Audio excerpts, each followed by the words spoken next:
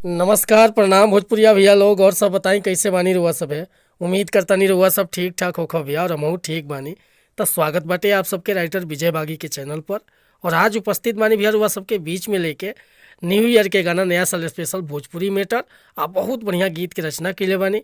बस एक नया म्यूजिक बनवा देता नहीं, कोरस करवा के बढ़िया से गायकी करवा देता नहीं, समझ ले कि गाना 100% बच जाई भैया।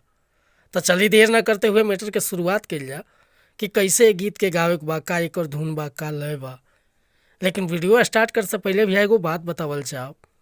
रउआ अगर नया सिंगर बानी आ सिंगिंग में इंटरेस्ट बा, अच्छा मेटर के तलाश में बानी, बढ़िया गीत नहीं खे मिलत, सही तुकबंदी नहीं खे मिलत, या आपके मन पसंद के मेटर नहीं खे मिलत, तो भैया निश्चिंत रही, हमारा चैनल पायल बन तो चैनल के सब्सक्राइब कर ली, बेल आइकन प्रेस कर ली। हर रोज़ रुआ के नया मेटर सुने के, देखे के और गावे के मिलत रही भैया। काहे कि हम हर तरह के सॉन्ग राइट करेला, sad song, love song, romantic song, धोबी गीत, पूर्वी गीत, रंगदारी गीत, लोकगीत में रुआ भोजपुरी में कोनो गाना चाही बेहिचक रुआ कॉल या व्हाट्सअप कर सकीले।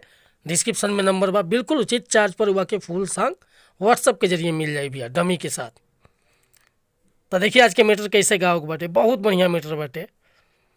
एगो लड़की अपना नैहर से ससुराल गई बिया, अपना यार के ही नया साल पर बुलावती है, मिले के का कहती है, अरे सुनो ये यार मिले आओ ससुरार हो, अरे आओ ससुरार मिले आओ ससुरार हो, आइल नया साल दिल भइल बेकरार हो, कि भइल बेकरार दिल भइल बेकरार हो, हे हो सुनो ये यार मिले आओ ससुरार हो, आइल नया साल दिल भइल बेकरार हो, बारे सऊदी में बलम बेअस्त जनुआ, आयाव मजा देह खूब जबरदस्त जनुआ, ह बारे सऊदी में बलम बेअस्त जनुआ, आयाव मजा देह खूब जबरदस्त जनुआ।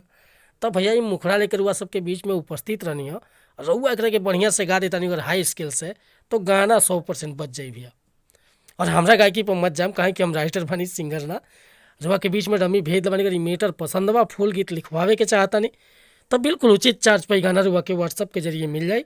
व्हाट्सअप के हमारा नंबर बा 8874473128। कोनो प्रकार के म्यूजिक बनवाओ खोके, चाहे नया गाना लिखवाओ खोके, बेहिचक रुआ संपर्क कर सकीले। मिला तनी अगला वीडियो में। अगर वीडियो पसंद आए तो लाइक करब, कमेंट करब, आ चैनल पर अगर पहली बार आए लोग भैया तो रिक्वेस्ट बस चैनल के सब्सक्राइब करके जाए। जय हिंद, जय भारत, जय भोजपुरी समाज।